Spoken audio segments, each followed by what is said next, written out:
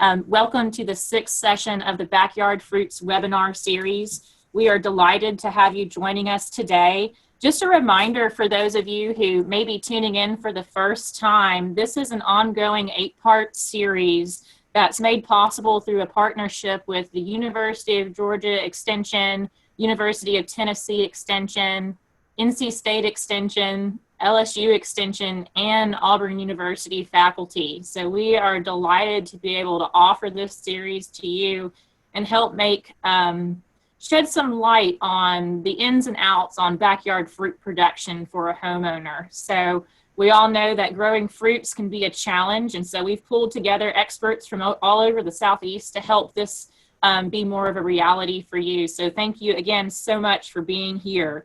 We really appreciate you tuning in with us. I will serve as your host for today. Again, for those who may not know me, I'm the Agriculture and Natural Resource Extension Agent in Gilmer and Fannin counties in Georgia. And we have several horticulturalists with us today who are going to assist me answering questions you may have throughout the presentation in the Q&A section. So you can find that down at the bottom of your screen. If you have questions about the content presented in today's program, we encourage you to utilize that feature so we can answer those questions. And the panelists who will be assisting me today are Ashley Brantley, she's the Muskogee County U.S.D.A. Extension Agent, and Josh Footer, the Cherokee County Natural Resources Extension Agent. So we're happy to have them with us today. Before we dive into the presentation, I do want to, of course, introduce our speaker. We have Dr. David Lockwood. He is an extension specialist in fruit and nut crops since 1973 at the University of Tennessee. So he has a wealth of experience, and I think he will have a very enlightening presentation for us today. We are fortunate enough to share Dr. Lockwood here at U.S.D.A. Extension. He has a 15% appointment with our university as well, and is responsible for providing consultation and resources regarding apple production in Georgia. Additionally, Dr. Lockwood has some additional ties with the university as he received his bachelor's degree, master's, and PhD from the University of Georgia. So we are delighted to have him with us today. So without any further discussion, I'm going to turn it over to you, Dr. Lockwood, and thank you for your time. Well, thank you, Ashley. I'm glad to have a chance to talk with you all today and hope everyone's having a good day. Today we're going to spend a little time talking about stone fruits, and exactly, I guess one of the first things that come to mind is what is a stone fruit? And if we look it up, stone fruits are also called drupes, spelled D-R-U-P-E-S. And it's a name for a fruit that has a pit or a stone in its center, and that pit is actually a large seed. And then covering that pit is a fleshy outer covering that has generally a thin skin that may be smooth or it may be fuzzy. And you can see some examples of that on the screen. Peach, cherry, and plum are 3 of the stone fruits that we'll be discussing a little bit more in depth. And the stone fruits that in our general region that I work in, that we see most commonly are peach, nectarine, plum. The plum apricot hybrids are not quite as common, but they're common. Apricots, which are not a real strong crop for us. We'll talk about that in a bit. And cherry. But these are some of the more common stone fruits that we see in a good bit of the U.S. As we look at other types of stone fruits, olives are one, and we don't necessarily think about it, but it does fit the category of stone fruits. There are some tropical stone fruits, and those are dates, mango, coconut, and lychee, and all of those have the characteristic large pit that defines a stone fruit. When I got looking up a little more on this topic, I found out that not only are those fruits already mentioned stone fruits, but raspberry, blackberry, and mulberry are actually stone fruits as well. And if you look at each of those in the pictures on the screen, you can see a series of small drupelets, and each druplet has a pit or a seed in the center. So if we look at these crops, they're an aggregate of drupelets or a small cluster of drupe fruit. One of the things that we need to pay attention to in growing any of our fruit crops, and especially with the stone fruits, is where are we going to grow and what areas of the country provide limitations perhaps to those fruit crops. And so USDA has plant hardiness zones, and that's illustrated on the screen.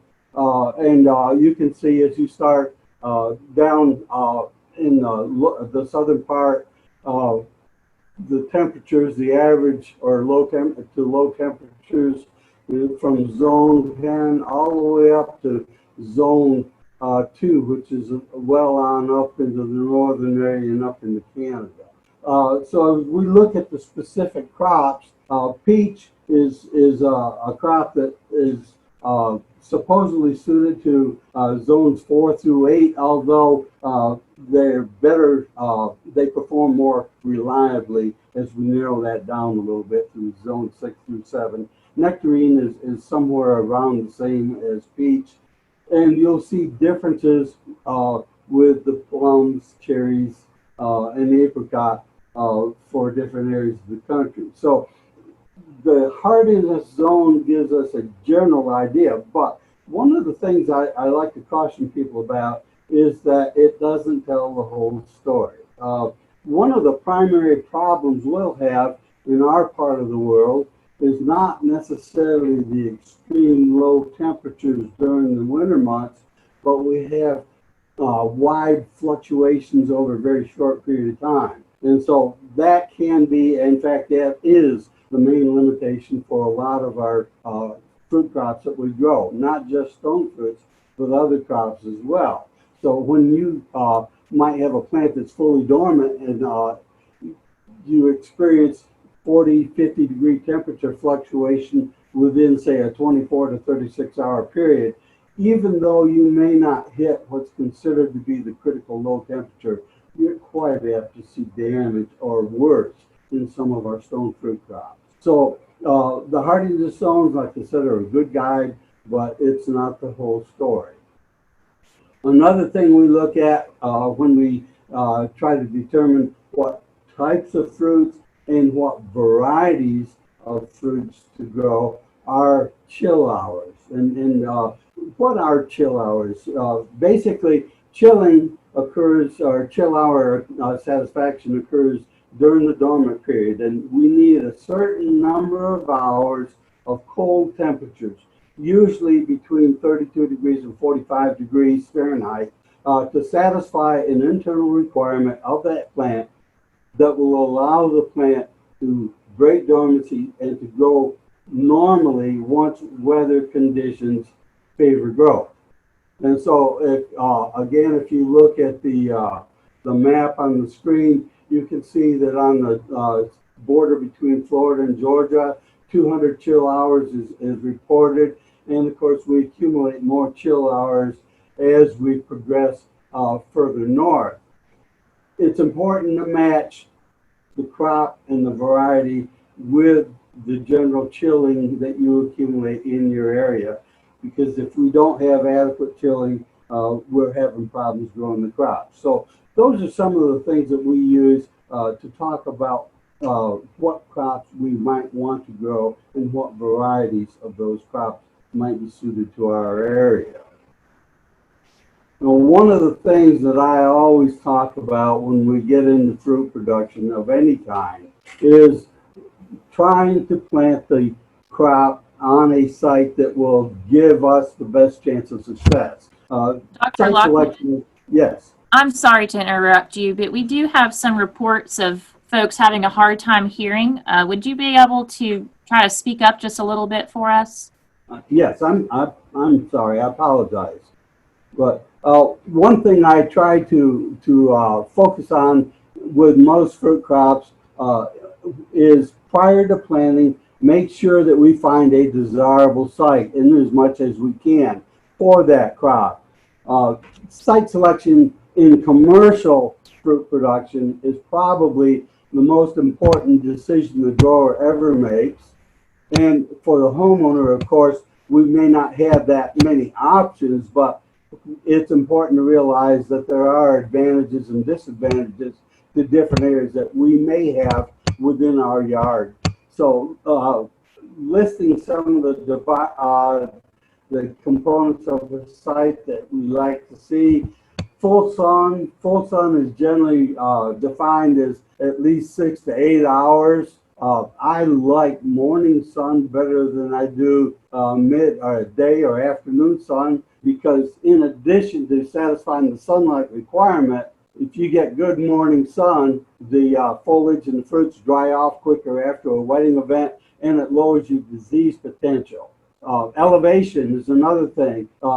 I like to plant in as high a site as I've got. Now, I realize that within the confines of a normal home yard or garden, we may not have a lot of differences, but if there is a slope, if you can go up to the higher ground, you can pick up a little bit of frost protection and a little bit of natural disease protection. Moving on, as we look at the soils, most of our stone fruits do best in a soil that's slightly acidic, and so a pH of 6.0 to 6.5, decent organic matter, and also well-drained soils. And that's critical because none of these crops will tolerate wet feet during the growing season. Next point listed is a minimum of 36 inches rooting depth. We want to have adequate room for that root system to establish. The deeper it goes, the more tolerant the plant is of stress conditions. Now, the majority of the feeder roots are going to be in the upper 12 to 18 inches, but you will have a significant number of roots getting below that if the soil permits. And then the final point listed in that under soils is fertility. We don't need to and necessarily want to look at the most fertile soils for our fruit crops. One problem with highly fertile sites is that we get excess vegetative growth that delays the onset of fruiting in many of these crops. It also gives us excess shade throughout the growing season, which lowers fruit quality, fruit color, and also will increase disease pressure. So moderate fertility, we can use our annual fertilization program to address the needs of the crop beyond what's there naturally. And then, especially with some of these crops, having an available water supply in case irrigation is necessary, it can be a very critical thing. After we've selected the site preparation turns into be another important aspect. There are some things that we can do to the site before we plant the crop that cannot be done once the crop's in the ground. And so doing things like soil testing to see what the soil pH is, to see what the nutritional status of the soil is, and making amendments based on that soil test prior to putting the crop in the ground is important. Some things, like I said, cannot be amended once that plant is in the ground. Realize as we progress that weed and grass competition, especially on a new tree or a new plant, is going to be critical. If you have too much competition, you're going to have a loss of growth, and so elimination of weed pressure in advance of planting and maintaining that throughout the early life of the plant is going to be critical. If you've got a nice slope, but you've got a barrier to air drainage midway down the slope, you've just created a potential frost pocket on that slope. And so we talk about removing barriers to air drainage. Water drainage is another aspect to look at. And in marginal situations, if you're not sure whether the water drainage in that site is as good as it should be, you've got basically two options. One is to find a second site that is better, or possibly to look at a modified raised bed so that you can actually plant that plant on a soil that's a few inches higher than a few feet away, so that water won't stand in continuous contact with the base of the plant. The other factors that we look at are more towards commercial, so we're not going to discuss those right now. Excuse me, I'm getting a little carried away with my mouse here, and it's jumped on me quite a bit. I apologize for that. Jumped a lot more than I thought it did, actually. Okay, let's go back to where we're supposed to be. Okay, now we're pick up, and again, I apologize. We're going to talk about some individual stone fruit crops for a little bit. For many of us in stone fruits, peach is by far the most common stone fruit that we grow, and we've got another crop that's similar, nectarines, which actually are related, strongly related to peach. Differences: peach generally has a fuzzy skin, whereas a nectarine is smooth. Nectarines tend to be a little bit more aromatic than peach. Both nectarine and peach can be freestone or clingstone, yellow or white flesh. We'll talk about those aspects in just a bit. And nectarine may be more disease susceptible than the peach. It's a little bit harder to spray and to get good coverage and retain the spray on the fruit on nectarine than it is on peach. Another common type of stone fruits are plums, and we grow two types of plums, the European plums and Japanese plums. There are some marked differences between them. European plums tend to be self-fertile blooms. That is, you can get a full crop with only one tree or one variety, whereas the Japanese plums are more likely to require cross-pollination, meaning that you have to have two or more of the same type of fruit but different varieties that will bloom at the same time, so you get cross-pollination. European plums tend to be a little bit smaller fruit than Japanese plums. The shape of the plum of European is more oval, and purple or blue skin is the dominant color plum, although there are yellow and green varieties. On the Japanese plums, we find that the fruits are larger and more rounded, and a lot of times the flesh, the juicy flesh of a plum, will be red on the Japanese types. Now, the Japanese plums do tend to bloom a little earlier and ripen a little earlier than European plums, so frost is a little bit more a problem in the spring of the year. The European plums are freestone, which means that the flesh of the fruit separates readily from the pit, whereas Japanese plums tend to be clingstone. And we'll talk in more in depth about that in just a minute. Japanese plums are usually eaten fresh, where the European plums are often processed. Now, one thing I wanted to mention too, what is a prune? And actually many people look at prunes as a dried plum, but actually prunes are European plum varieties that have a high sugar content that will allow them to dry without undergoing fermentation.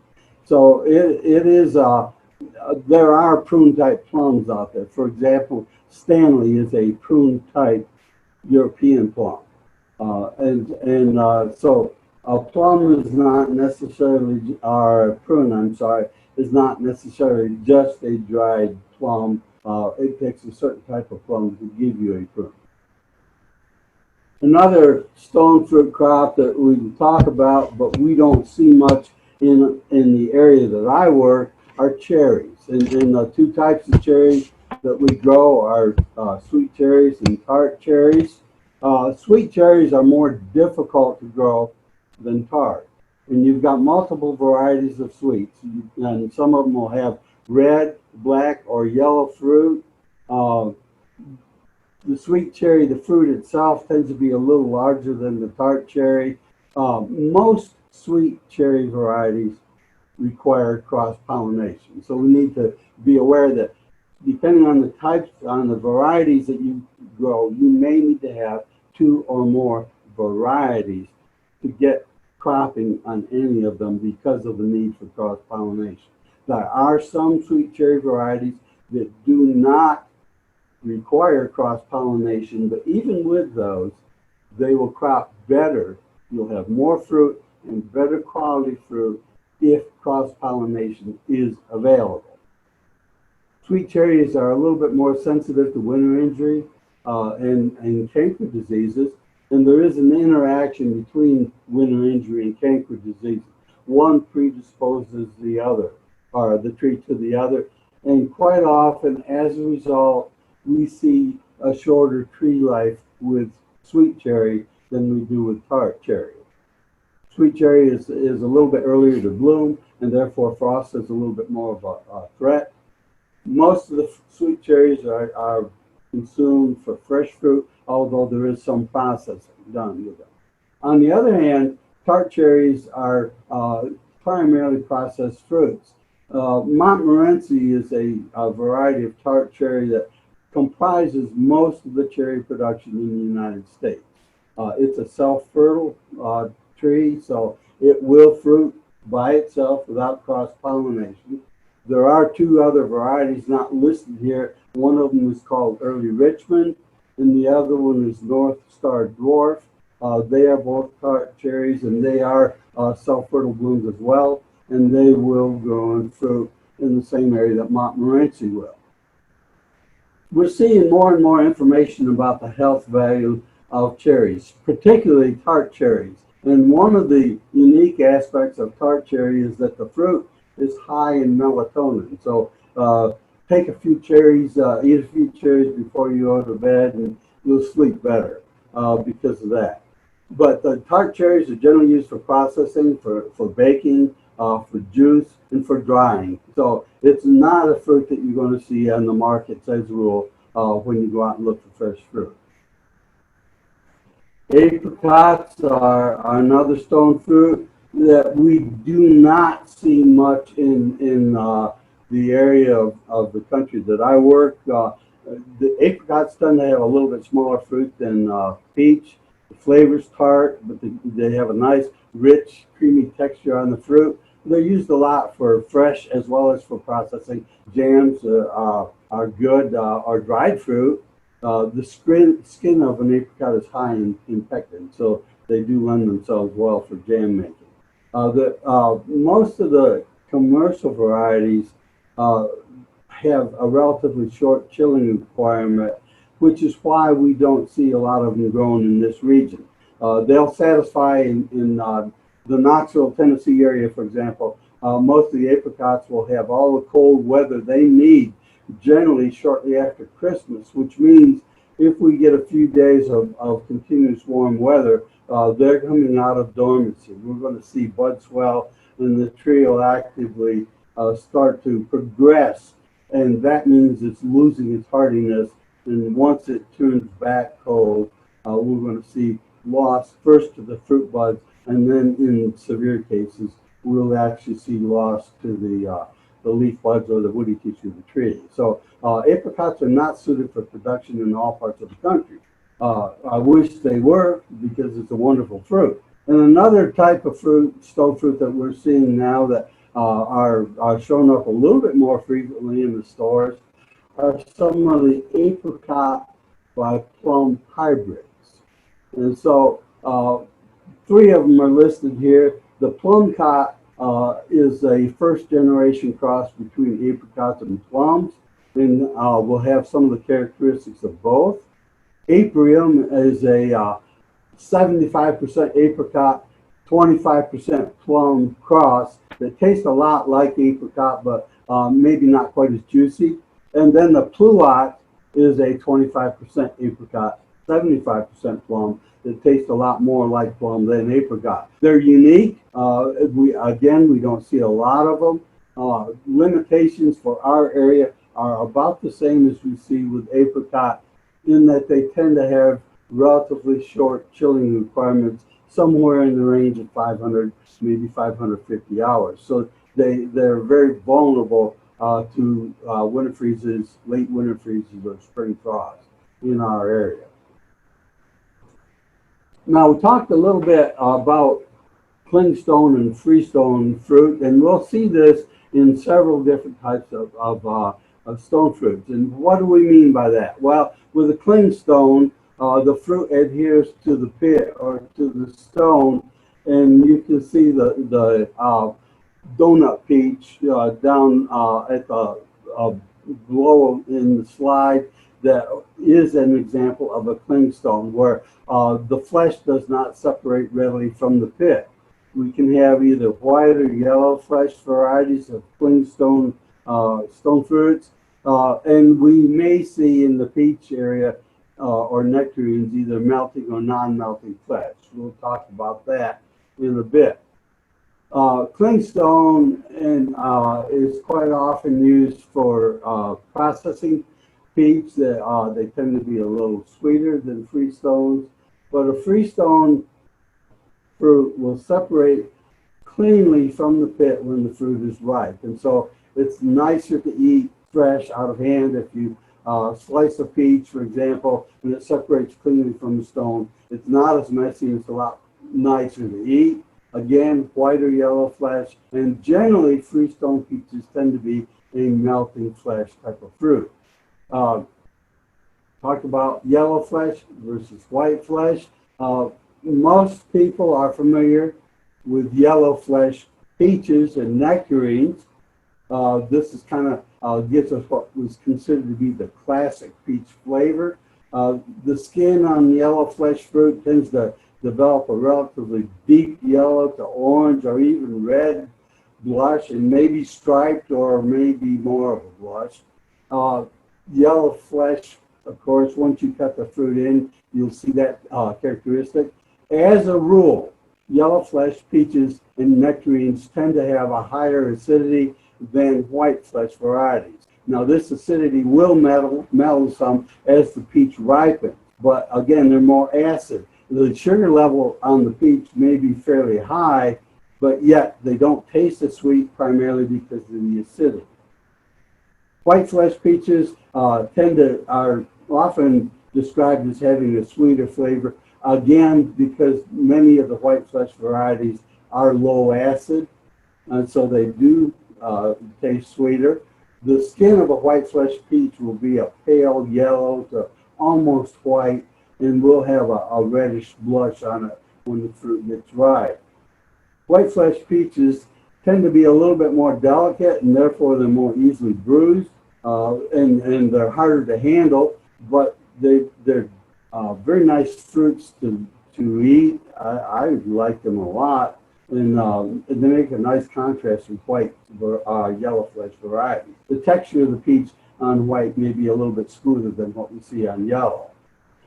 Well, we mentioned melting flesh and non-melting flesh, and we see this on peach and nectarine, but melting flesh are peaches that when the peach ripens, the flesh will soften rapidly and have a relatively smooth or buttery texture. The flesh itself will become soft and fibrous at maturity, and a melting flesh peach can be either freestone or clingstone. Remember, we said that the freestone peaches are, for the most part, going to be melting flesh types. But on the non-melting flesh peach, as the peach ripens or the nectarine ripens, the flesh softens gradually and may actually get a rubbery texture, and the fruit remains firm at maturity. Non-melting flesh peach are always clingstone, and the primary use for non-melting flesh peaches and nectarines are for canning.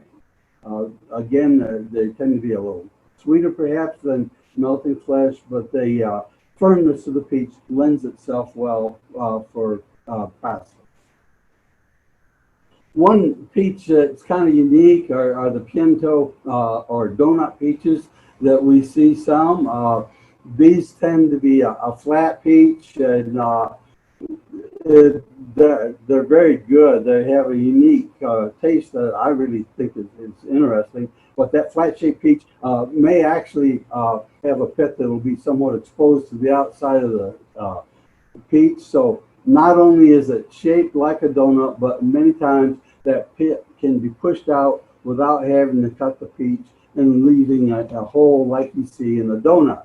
So you see these peaches, some, they're not as common as the other peaches in the market, but they are something that I think merit trying because they are so unique. We can grow them, perhaps not as productive as other types of peaches, but they can be grown in our area. Might point out too that there are ornamental peaches that like the Patio Peach that we see here. These are varieties that are grown mostly as an ornamental. They don't tend to have good quality fruit, and so if you want to grow something for its ornamental purposes, there are some peach varieties out there that will give you very intense blooming and are very nice, but they are not a dual purpose tree for the most part. Don't count on them for giving you good fruit. Might point out that they are subject to the same pest as we see in the fruiting peach. All of the fruit trees that we're planting for the most part are grafted or buttered trees. So I wanted to point that out because it'll be important when we plant these trees to be aware of that.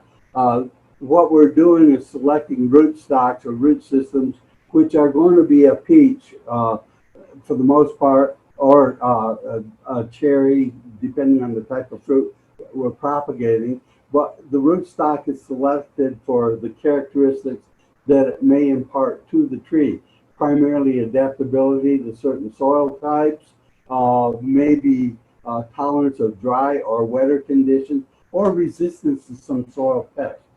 I'm sorry, I backed it up again. So we will select a rootstock and then we will graft or bud onto that rootstock.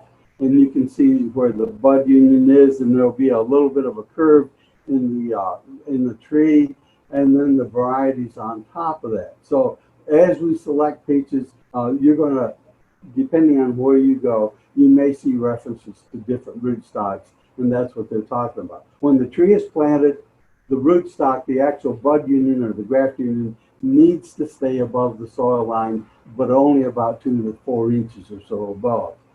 But don't bury that graft union because that will compromise survival of the tree. A little bit on what to expect if you plant a peach, and then actually this applies generally to the other types of stone fruits as well. Normally when we plant a tree, the first few years of the tree's life, we try to devote to actually growing the tree, to establishing the framework of the tree so that once it starts to fruit, it will have the ability to support a fairly good crop load, and it will expose fruits and foliage to sunlight to give us the quality that we need and to help us protect the tree from pests.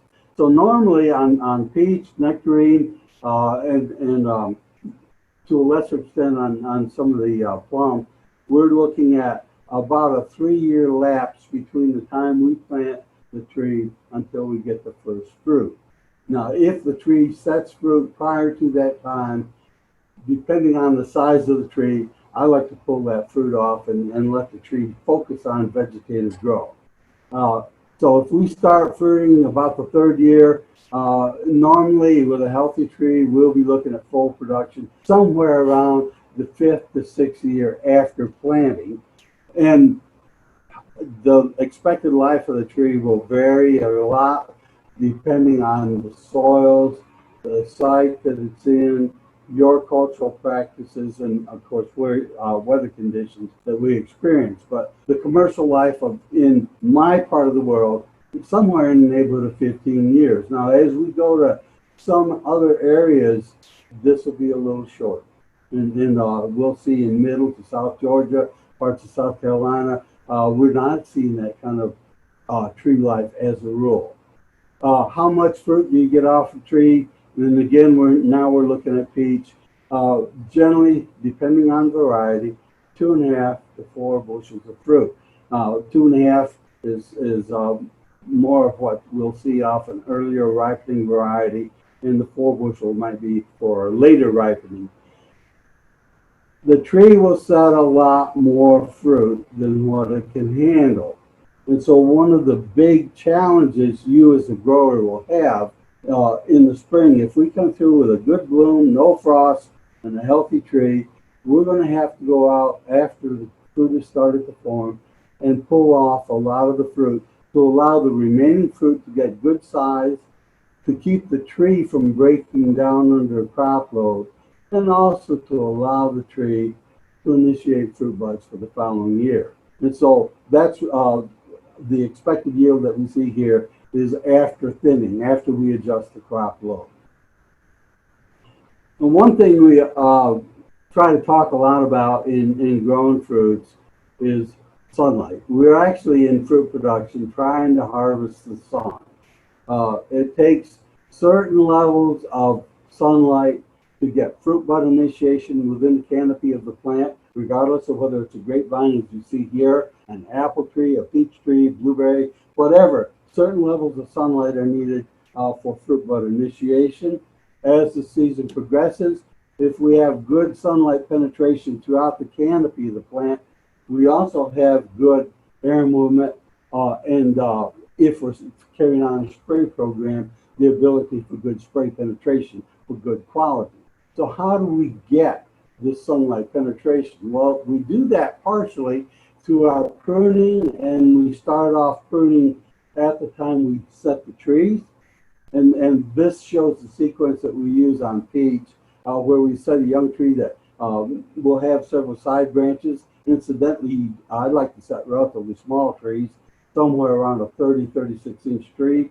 Cut back the side branches to just about an inch or less, and then we'll get new shoots coming out from buds at the base of those spurs that we leave, and we can select our permanent limbs on the tree from that point.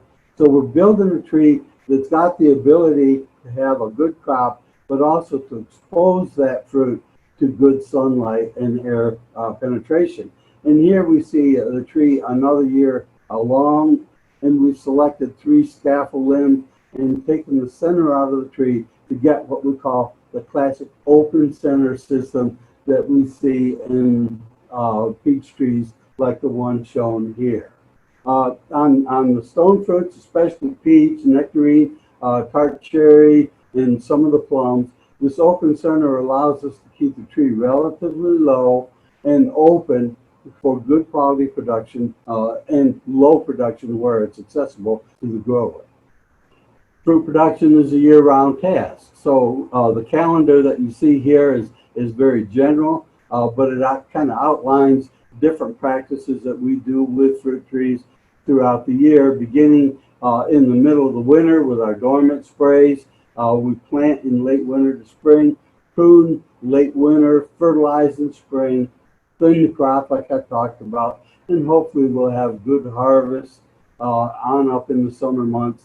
And then as we go into the fall, we still need to realize that care needs to be taken to kind of clean up the site, break up the leaves on the tree, get any excess grass or weed growth away. And you can do a lot of pest control by removing mummified fruit that may have hung on the tree. If you had brown rot, for example, that caused some fruit loss, those mummies are still hanging on the tree, and they're full of the fungus that caused the problem. If you can pull those off and get rid of them, you lessen your disease pressure. Throw this in just as a point to illustrate the development of buds. This is on peach from the dormant stage all the way up until the fruits have actually set. And you can watch the trees and go through this stage of, or these stages of development very quickly in the spring of the year. And when you get up past the point of fruit set, now you're getting an idea of what your crop load is, and wait a little bit after that before you make a decision as to whether you need to thin, but we would like to end up spacing the peaches, depending on variety, anywhere from 6 to 8 inches apart on the tree, so that we can get good size, good quality fruit. Moving along on about harvest time, how do you know when to harvest fruit? Well, one of the things that, even though fruit may go ahead and develop more off the tree, some fruits will, others won't, but the best fruit that you'll get in most cases will be that that's allowed to ripen fully on the tree. And peach and nectarine and most of the stone fruits definitely are that way. But how do you know when that tree's ready or that fruit's ready for harvest?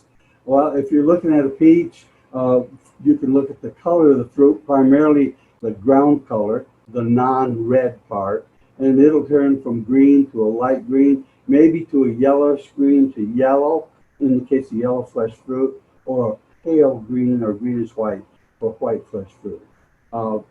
That will tell you a lot. How easy does the fruit separate from the tree? Is it losing some of its firmness? And also the aroma. These fruits tend to be very aromatic. And then if you satisfied all those criteria, the ultimate is the taste.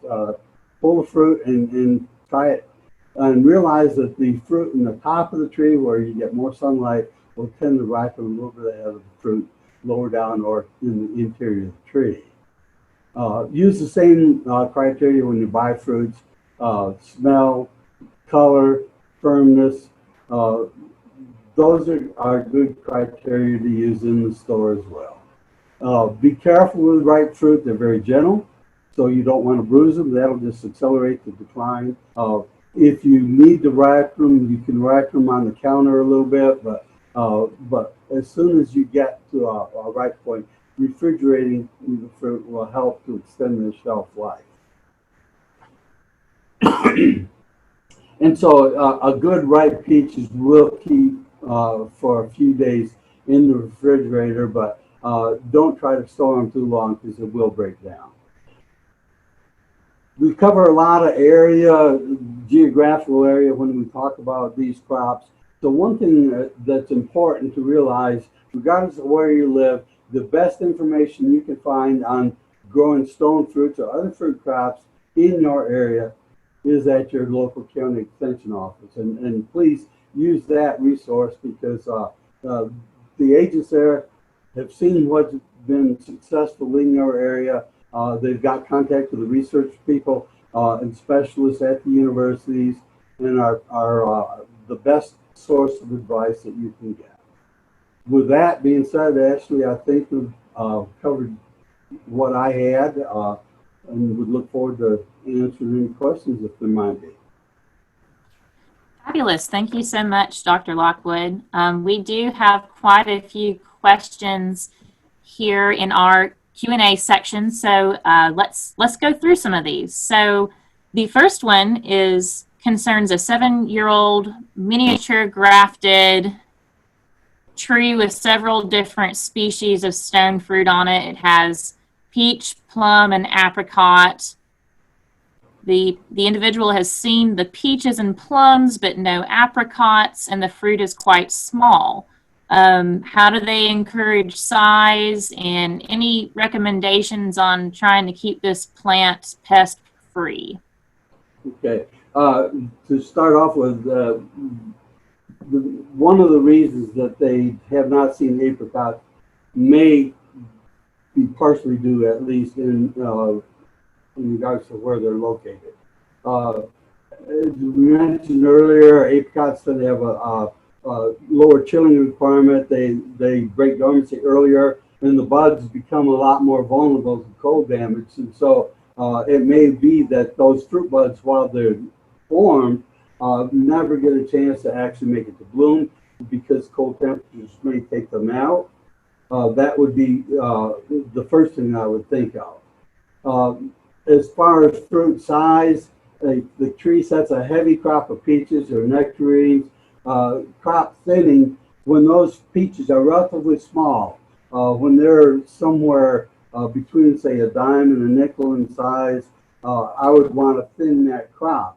The earlier you thin the crop, the bigger the remaining fruit will be. And so early and aggressive thinning will give you better sized fruit and won't necessarily decrease the number of bushels that you get off the tree, because just having fewer fruit but bigger fruit will make up for that loss in numbers of fruit. As far as insects and disease or pest control, doing things that like sanitation in the fall of the year. If there are any mummified fruits hanging on the tree or on the ground under the tree, get rid of them, pull them off the tree and take them away. Rake up the leaves if you've only got a few trees, and at least rake them up and shred them as much as you can if you can't remove them entirely, and that will lessen the carryover of certain pests from one year to the next. A good pruning job where you can identify weak or diseased limbs in the tree, get rid of those if you can, and pruning itself will open the tree up to better sun, better air movement, which are both conducive to good disease control, and it will renovate the fruiting wood and give you better fruit on down the road as a result. Thank you. We also had quite a few questions regarding the production of olives and avocados. Could you tell us a little bit about the challenges that we face trying to grow olives and avocados in Georgia and further north? I can tell you a little bit about our experiences. We put an olive planting in the Knoxville area. It actually survived 2 winters, and then the third year we lost the entire planting. Olives are cold sensitive, and I teach some in Italy, and in the middle of the country, talking with people that grow olives, they see cold injury on a not a regular basis, but every 10, 15 years, it's quite common to have cold damage. When you hit down around 15 degrees or so, the trees tend to be vulnerable to cold. With many fruit crops, during the middle of winter, the fruit buds now are not as tolerant of cold as the leaf bud. So we can actually get cold damage that will kill the crop, but not the plant if it doesn't get real cold. But we're seeing enough cold and enough fluctuation that we're not getting fruiting, and we're seeing weakened trees as a result. And so the prospects for a strong olive production is pretty touch and go. And actually, for our area, I don't recommend it. Thank you. We also had several questions regarding the fruit cocktail trees. I just mentioned one earlier with the peach, plum, and apricot. And then also, can you speak to different sizes, like dwarf or semi-dwarf varieties? I know that with apples, we have lots of options when it comes to sizes and rootstocks. What about for stone fruit? Do we have as much of a selection for dwarfing varieties as we do for pome fruit? No, the selection is a lot less for stone fruits than it is for pome fruits. Primarily, what we say, if you're looking at growing a stone fruit for the fruit, then I try to discourage the use of any size controlling rootstocks.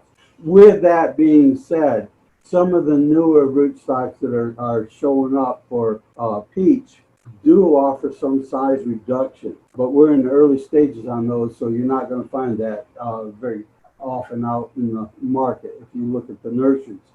Normally, the dwarf trees tend to be a little bit more difficult to grow and to get to survive. They're not going to be the ideal fruiting tree. And so the recommendation, if you grow for fruiting, go with a standard tree, regardless of what that is. You know, if it's a plum or if it's a peach or nectarine, as opposed to using the dwarfing tree. With that being said, we can put many of the stone fruits on a, say, a peach or a plum rootstock, and that's where the cocktail tree comes in. There are some limitations, though. Quite often, one of the varieties or one of the types of fruits may be more vigorous and over time may tend to overgrow or crowd out the others. Thank you. We also had some questions regarding pruning and when to do it. Is it advisable to prune stone fruit during the summer months, or should we wait for full dormancy? Ideally, we'd like to wait for full dormancy to prune. In the summer months, pruning to any extent can reduce the leaf area that we need, one, to mature the crop, and two, to build the tree up, to initiate fruit buds. Now, fruit buds for these fruit crops are initiated in the summer of the year before the fruit shows up. And so we have to have a healthy tree to get good fruit bud initiation. If we do too much pruning in the summer, we may not have adequate leaf area to support the crop and the tree. It also could initiate late summer pruning, a delay in the tree actually hardening off and increase its likelihood of cold injury.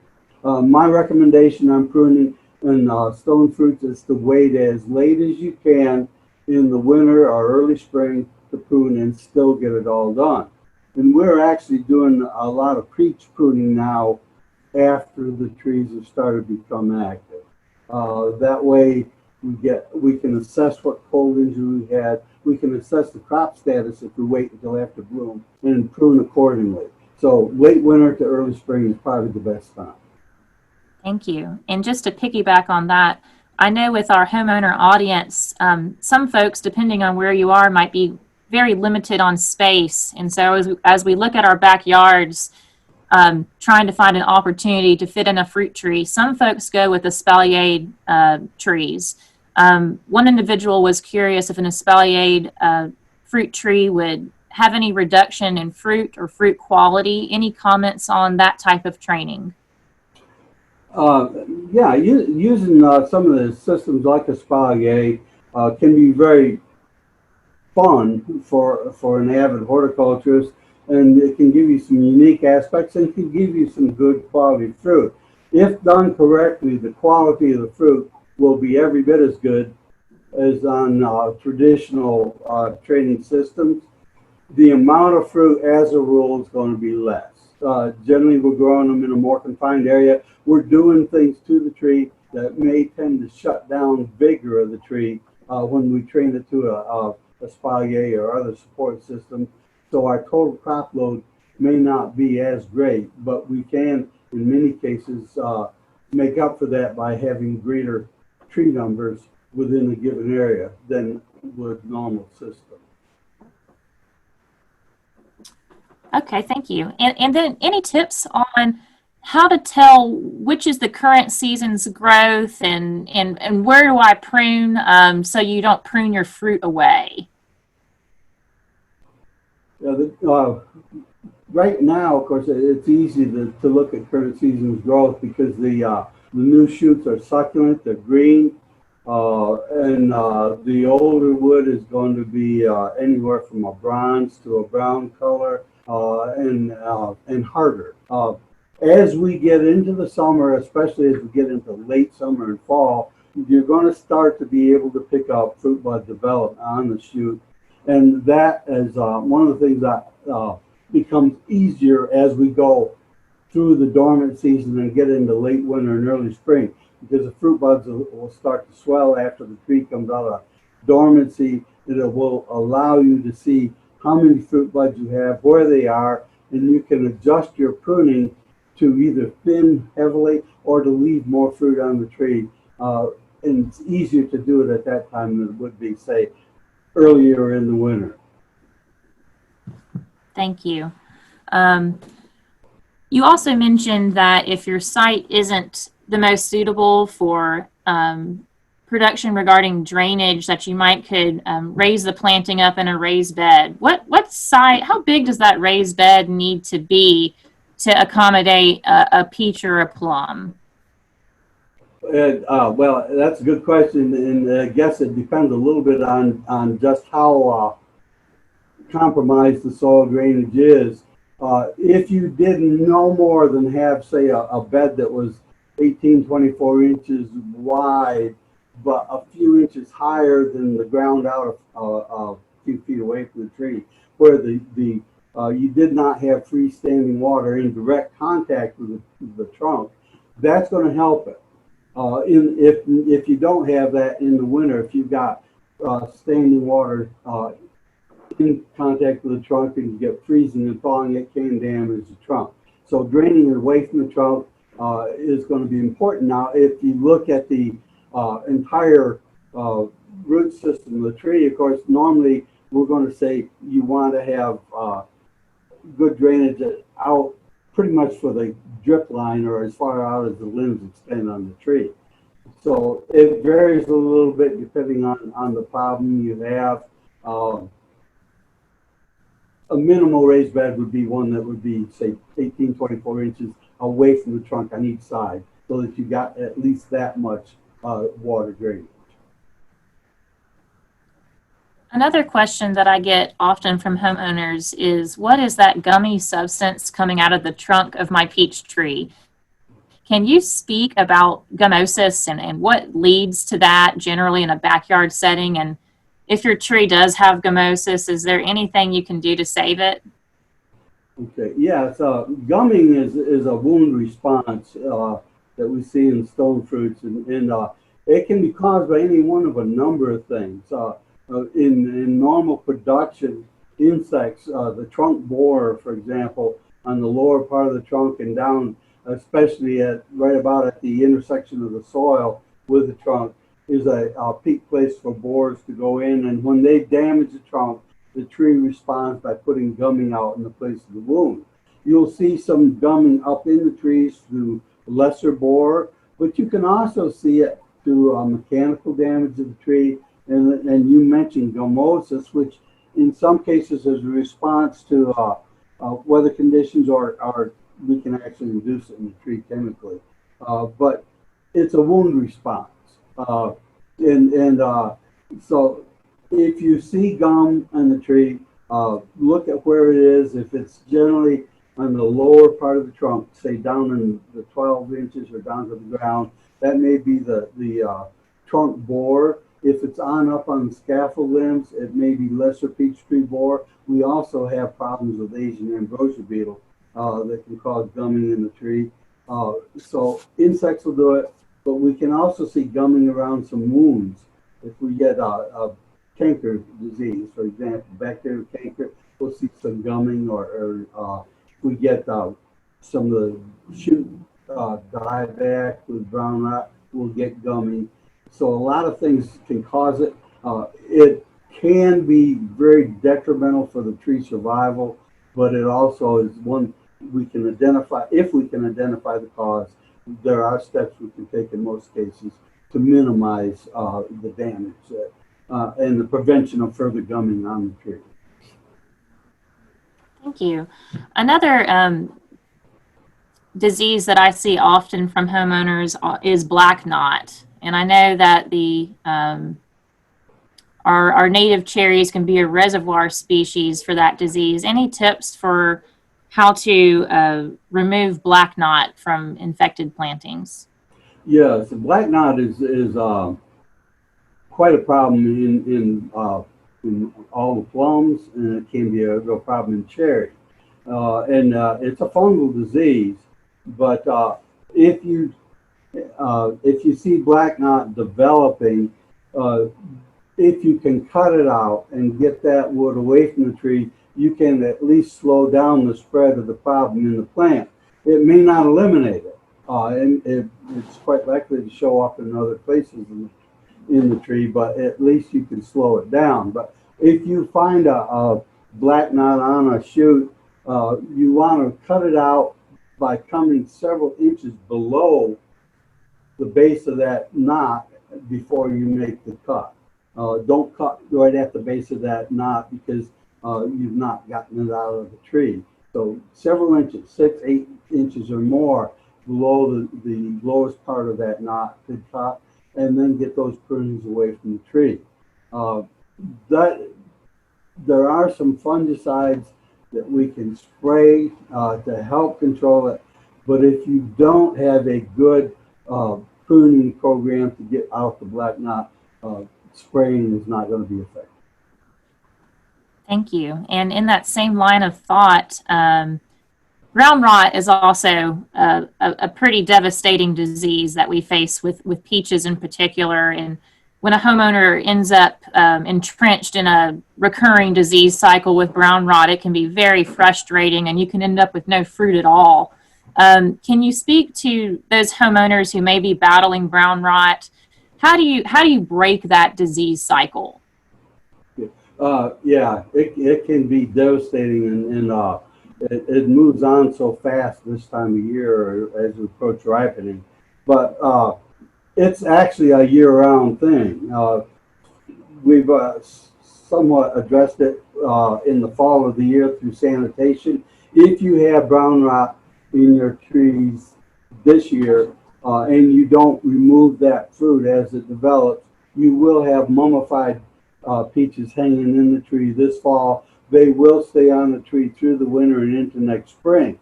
And they're a primary source of inoculum for new infections. So removing that mummified fruit, not only from the tree, but from the ground under the tree and getting it away from the tree will help interrupt the cycle. There are fungicides that can be sprayed. Critical times tend to be in bloom for blossom blight. And then as we approach ripening, we'll see brown rot come back again. Regardless of whether you're spraying or not, look at the trees, watch the fruit. If you see rot starting on a peach, get it off the tree as fast as you can, and you can slow down the spread of that rot from that fruit to fruit in the vicinity. So a sanitation program that involves continually looking at the tree and removing affected fruit, and the sooner you can remove it, the better off you'll be, is going to be critical in most of our home orchards. Absolutely, thank you.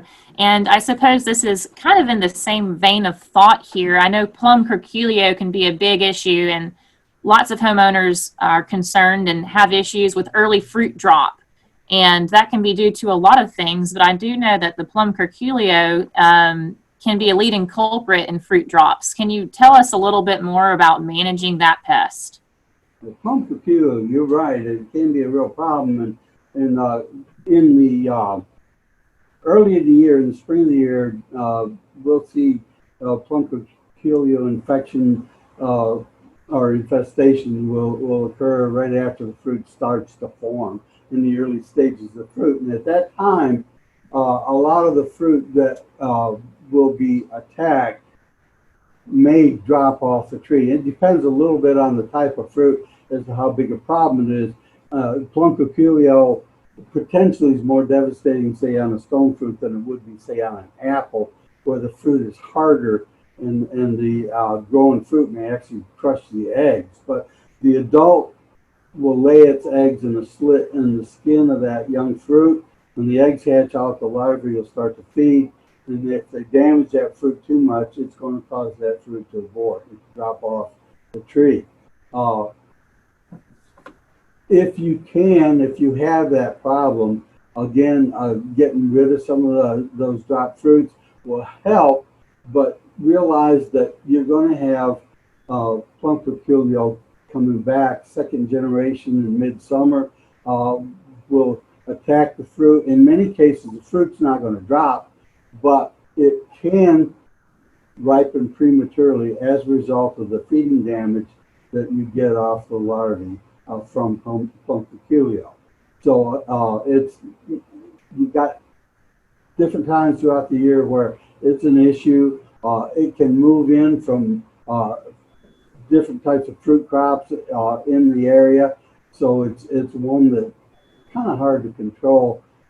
There are sprays you can put on, and again, this will, depending on where you're located, look at the extension service for recommendations on control of pests in those trees. But that'll do a good job, and then good sanitation around the tree is going to be critical for its control. Just a couple more questions. One being from an individual who has a black Tartarian and Bing cherries. They're 7 years old. They produce small fruit in zone 7B. Any suggestions why these fruit aren't sizing up?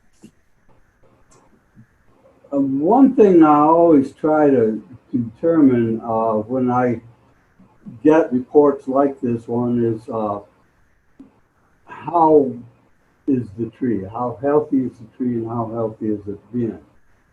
In some cases, we actually have trees that, these trees are going to be grafted or budded trees, where the scion or the variety may have failed, and what we've now got is a rootstock growth. And in some cases, we're looking at it different. We no longer have that Bing or that black Tartarian. We've got rootstock, and that may explain it. Other than that, tree health would be the thing I'd look at. If indeed it is that variety, and if you've got a healthy tree and it's full sun, I cannot, right off the top of my head, think of why we should fail to get normal fruit size out of that. Another question is to mulch or not to mulch. Sometimes you have issues when you mulch, sometimes you have issues when you don't. Any recommendations on what to put out and how much? Yeah, I actually would rather not mulch in the stone fruits anyhow. And mulches do have some beneficial effects in that they stabilize both temperature and moisture levels in the root zone of the plant, but also they can create some problems from a pest control standpoint. If mulches are put up against the base of a tree, a peach tree or other stone fruits, it's going to be a lot more attractive for pests like borers. That the bark is going to be a little bit easier to penetrate. And of course, you've got now an area where that insect can work and feed and not be as vulnerable to predators. If you mulch, I would suggest pulling that mulch at least 12 inches back away from the trunk of the tree. Another thing we run into, and it's not as common in the home orchard or yard tree as it is commercial, but we have issues with voles or mice. And some of the voles are surface feeders, but they'll seek out grassy or weedy areas or mulch areas because they can be in those areas, they can inhabit that area and feed and escape detection by predators. And so you can actually be increasing your threat from them through the presence of a mulch. If you're going to use a mulch, like I mentioned before, don't get it within 12, 18 inches of the trunk of the tree, and don't put a real deep mulch in all at one time. Put out 2, 3 inches maybe, but don't go beyond that because you could change the relationship, the oxygen, water, and so on in the root zone of the plant that actually could be detrimental to the tree. And realize that if you've mulched the tree for years, you don't want to quit and pull that mulch away because you'll have shallower roots as a result of the mulch, and you can actually damage the tree by doing that. And then the last question is, what about the utilization of cover crops? Okay, the utilization of cover crops.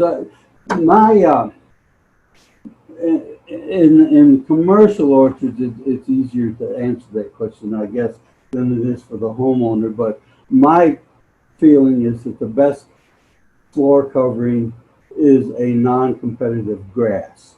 There's been a fair amount of work done in peach with certain types of vegetation that may be alternate hosts for insects or diseases that could find their ways into your trees. And that's a threat. If you're spraying insecticides on the crop, I don't like to have cover crops that bloom around the tree because the potential for damaging bees is going to be increased as a result. A grass that's non-competitive, one that's not going to be too strong for moisture or nutrient usage, and is also not going to be blooming. It's going to be my favorite. Normally with a cover crop, after the tree gets established a little bit, you can't really do any cultivation without doing some damage to the feeder roots of the tree. I tend to discourage. Thank you. And the last thing I would like to mention here is we've had several folks in our Q&A session that the apples and pears seem challenging and stone fruits don't seem any easier to grow. Should I throw in the towel or fight on? Any encouraging words from our listeners who are interested in tree fruit but discouraged by the level of management? Well, they are more difficult to grow than some of the small fruits. But with stone fruits, they in some ways they're easier to grow, say, than apple, because as a rule, the stone fruits ripen the crop earlier in the season than do apples, so you don't have as long a period of time to be concerned with insects and diseases. But contrary to apples, you don't have disease resistance in varieties to the extent you do in apple. Start off with healthy trees, get the best site you can, a good regular maintenance program, good sanitation, and it can be possible and quite possible actually to do a good job growing stone fruits, but they're not as easy as growing some of the small fruit crops. I have to admit that. Thank you so much, and thank you for your presentation today. I'm going to wrap the webinar up now just because we are about 1:15. Thank you everyone for tuning in today. I hope that you got the information you needed to let you know if this is an endeavor you want to try to pursue, or if maybe this isn't the right opportunity for you. We do have 2 more sessions left. Next week is our final week. So next Wednesday, Josh Footer, one of our longstanding panelists here in the program, will be presenting on specialty fruits. So please tune in for that one, and thank you so much for your time. I hope everyone has a fabulous weekend.